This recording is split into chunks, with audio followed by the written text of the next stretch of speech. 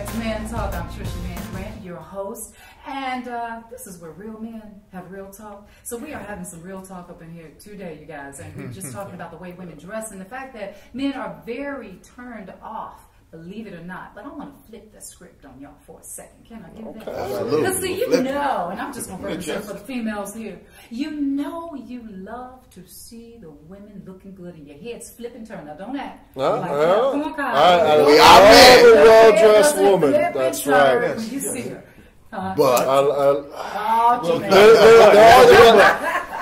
I mean, we were talking about this earlier. You know, one of my biggest turns on is a woman in a beautiful sundress. Yes. You know, because it accentuates just perfectly and it's still flowy, leaves a lot up to the imagination. But there's the maintenance a lot of times, like with the makeup. That's a big thing with me. Like I like a woman who's natural. I don't like this, you know, the Coyote Ugly story. I don't want to hear that in the morning. When I wake up in the morning, I don't want to see a different person. You don't want to see the representative. Remember that? Yeah. Representative. Yeah. Okay. And even though women talk about men bringing their representatives, sometimes women bring their representatives, right? That's true. So when you wake up in the morning, there's no makeup, and she looks, you know, like Al. No, like Al instead of Alice. Face, and then the hair comes off, and everything, and the fake little John they got to pay. But they got fake at the booties same down. time, you know, these women, come on, we want to look nice. We want to do the nails and the hair, and we appreciate that. We like a woman who's well groomed. Well, that's the for question. other women, of course. You know, girl, look at that. But that's what they say. I mean, I hear that a lot. I hear a lot of guys say, women only dress up for other women. Yeah, that's a whole other show. We're not going to go there. Yeah, let's finish. Let's get back on point here. You all, because I see you trying to change the subject. You all, your heads flip and turn. They do. When you do see the sister walking down the street with the high heels on and the butt and the shorts and the, right? Come on, I mean, just keep it real with me. Well, I mean, we're visual. As men, we're visual. You want it. Listen, basically, we're visual. But still, of course, we like. Well, when God made Adam and Eve, the first thing out of Adam's mouth when he created Eve, he was like, "Whoa, man." Because of what he saw. Because of what he saw. What I say? Because of what he saw. He said, "Whoa." So that's why woman. That's why she's named woman. That's my interpretation. But with that being said, we're visual. So yeah, if I'm with my wife and she's fine as all get down. I mean, I'm blessed with a beautiful woman. Amen. And then I see the big booty cutie in my peripheral.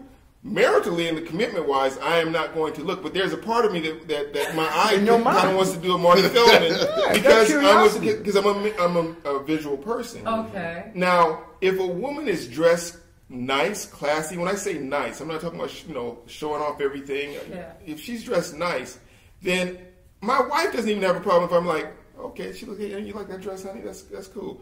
My lady would point it out. She'd be like, she looks good. I'd be like, yes, she does. Yes, she does. Touche. Guys, can a woman dress sexy and even on the lines of what you're talking about is a no-no and carry herself in an elegant manner where you see, even though she may have on that tight, sexy dress, she's got some class, she's got sophistication about her.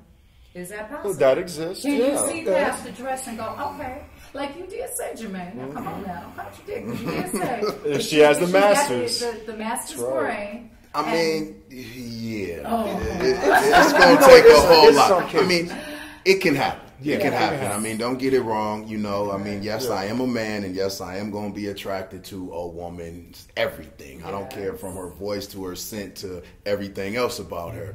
However, it's one thing, okay, some women say, well, I dress like this because I'm going out. Okay, well, we're going to dinner. What are you going to wear then? You know what I mean? It's like it's a different thing. Like, okay, if I can get past that, cool. But if this is your whole closet, yes, I can't get past it because I'm gonna see this every time I see you. To the point where they have sweatpants now. That's what I was going to that say. fit like. And I'm like, these are sweatpants. They're not supposed to on the butt. Now let me this is how I look at it, and this is what not to give too much of my personal information, but I love this about my wife.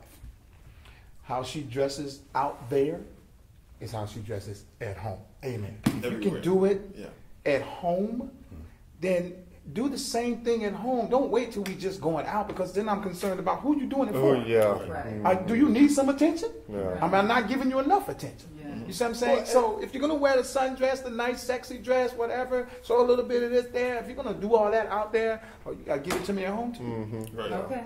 Okay. Good stuff. And, Like and that. sometimes Like so that. I do. I Can I do get a have witness? the variety in the closet. You know what I mean?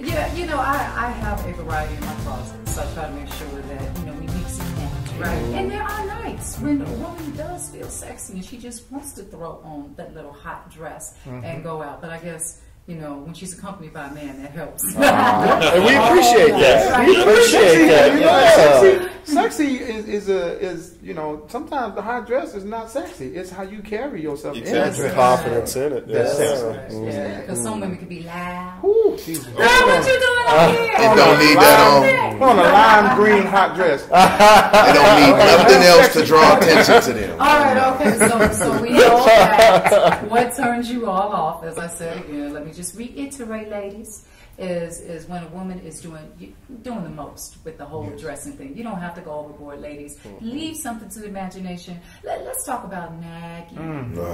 True or false? Does it turn you off when a woman nags? True. True. She even asked it, really. Get that out. I couldn't know. All right, well then talk to me. What have you experienced? It's just, we all have our own nuances. You know, as men, we've grown up and we're accustomed to a certain way, and we do things a certain way, and you know, allow us to do it like that. You know, just because you're used to folding clothes a certain way doesn't mean I have to fold it the same way. You know, just a simple example. You know, and eventually that just, you know, it seems more, instead of her trying to get her point across, which is really she's just trying to share with you what how she prefers it. Instead, you just feel like you're just screwing up all the time. You're like, then why even do it? Why am I even here? I don't want to hear it. I'm going to leave. And that's our initial response, is we just want to walk away and not hear it anymore. And does that make you, because I've heard guys say this, it makes you start to look at other women. Not that you want to have a wandering eye, but if you start to talk to another young lady that seems to be really nice and sweet and loving and all that. Especially if she doesn't have a problem with what she's constantly nagging you about. Okay. You know, then you're like, oh, well, she's accepting me for who I am and how I do it. And, you know, as people, that's all we're really looking for, is acceptance. You know, before I got married, my wife and I, we went over a few do's and don'ts and things to work it out. I mean, because there's, you know, the whole toilet paper thing at the top and the bottom. Oh. So one of the things, I'll say the only thing that I really took a stand on, I said, honey, I don't like being nagged. I feel like being nagged is like being nibbled to death by a duck. And she was like, huh? And she thought about it, though. And I said, being nagged is like being nibbled to death by a duck. It's a long, slow, painful process. And it's grating on me. Yeah. And if you don't want me playing basketball every day with the fellas, if you don't want me hanging out, you know, doing this, that, and the other, if you don't want me to, you know, just eyeball on the TV, ESPN. If you don't want me to sit in the garage in the car, trying to figure out if I want to go in the house. Exactly. Then don't nag me. And she had to understand that when she would say, hey, Kevin, the trash needs to go out, there were some days that I would get up and do it right away. But if it's the fourth quarter and the Lakers are playing, yeah, I'm not coming. I understand. She had to learn that, but she understood. She did have to keep coming and telling me every time out, the trash needs to go out, the trash needs to go out, the trash needs to go out. I'm getting nibbled. I'm getting nibbled. But do you guys find that when you're watching sports that the ladies do get a little bit more irritable and start nagging? Well, yeah, because their attention. They're not getting no attention right there. But just leave us alone. Please. You know, men have situations of like a cave. We have, you know, situations we need. Just leave us alone. Sandwich and you know, and if you're not a sports head, cool. Now, Don't be coming sit down talking about all this, that, and the other. You know nothing about sports. Like, if you want to just sit, I hate to be the oddball. Cool. My first week of marriage, in June of 1985, they had these things called the Goodwill Games. Okay, and it's supposed to be an alternative to the Olympics. And I was also playing in the NBA Pro-Am. I got off work and I had a game that night. When I came home, My pregame meal was already made, and she was sitting watching the men's USA team playing in the Goodwill game. I like See, that. that's And the so- best thing. and She likes sports, though. That's good. And I stopped and took notice. Yes. I ate my game. I mean, I ate my food. I went to my You ate game. your game, too. I went to my game thinking about hurrying up and getting back home. And once the game was over, with, didn't even shower at the gym. I went home. When I walked in, she was watching the Laker game. See, that's what I'm saying. Let me tell you something. You ain't gotta be able to cook a full course meal. If you can fix me a good sandwich and give me my time to watch the game, I'm straight. Oh, you don't know about all that. I'm from Southern Grandma. Trust me, I love to eat, but my compromise will be, baby, if you don't feel like cooking today, the game is on, it's Monday night, go on fix me a sandwich. Okay, yeah. Remember you said that. It's recorded. Okay. Yeah, no, actually I do. He is a Dallas Cowboy fan. Yes. Dallas. Don't shake that hand. Come on. Come on. Oh, I'm Saints all the way. Oh, yeah. From Minnesota. Drew can't even stay up. That's why we got rid of it. Yes, we just Dallas just won. So come on now, don't rag on me. That's right. And you're an Aints fan? I mean, a Saints fan? That's a thing of the past now. Did you say the Cowgirls? Did you say the Cowgirls? We have about 4 of those. Cowgirls? See, you started sports. You did that. You know what? I'm going to do a sports segment, so trust me. We'll be back. We'll do a sports segment, but let's get back to the whole nagging thing. Okay. So you know, you don't like it when the women nag when you're watching your sports. When women nag about the way you dress? All the time. All the time?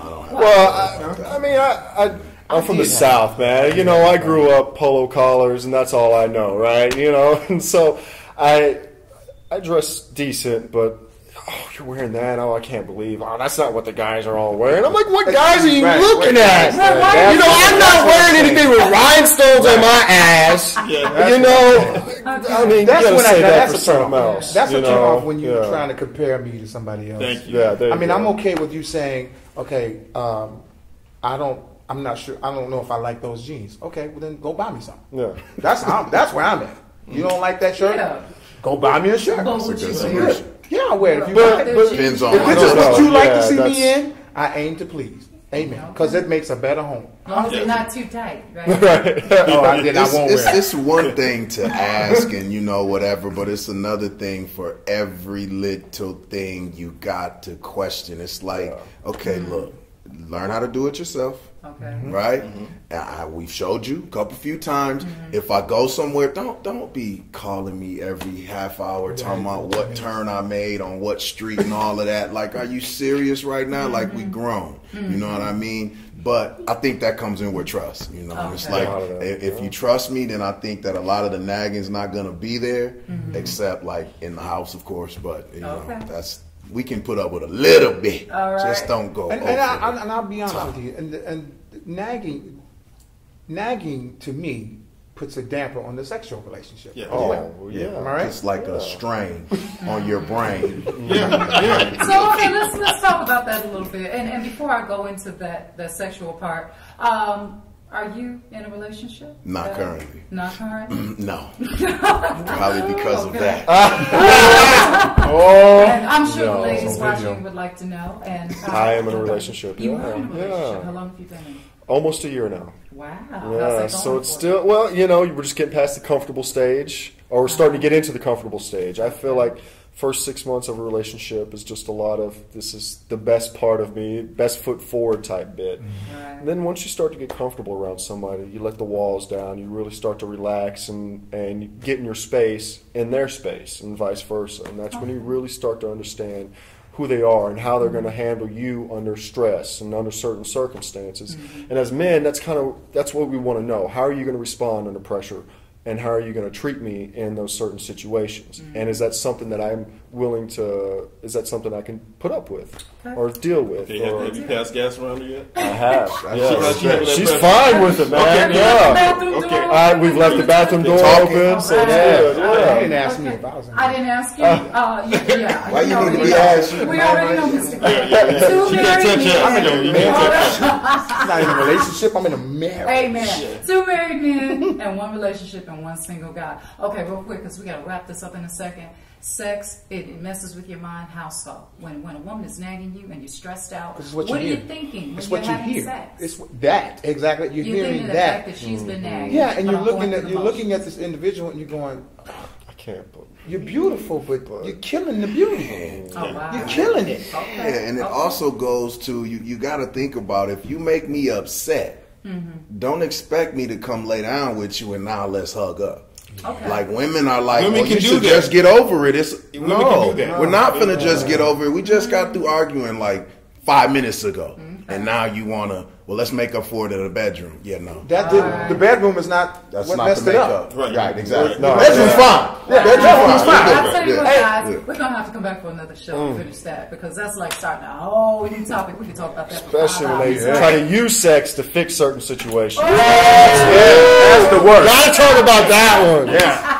Listen, I want to thank Mr. Kevin Dunigan, who is the reason why this is called Man Talk. You are the man, Kevin. And I want to thank Kyle Templin, who is also an actor. In fact, all these guys are in the entertainment business, you all. And I want to thank Mr. Jermaine, Jacox. You are just doing great things out here. You got commercials with Intel, some commercials that are out right now. International commercials. International. And Mr. Tony Grant, you all, please support him in Tyler Perry's Medea Gets a Job and all the other shows. I am your host, TRISHA MANN-GRANT. I want to thank you for being here for our first episode. You make sure you stay tuned and check me out at TRISHA Mann TV on YouTube. All right. Be blessed.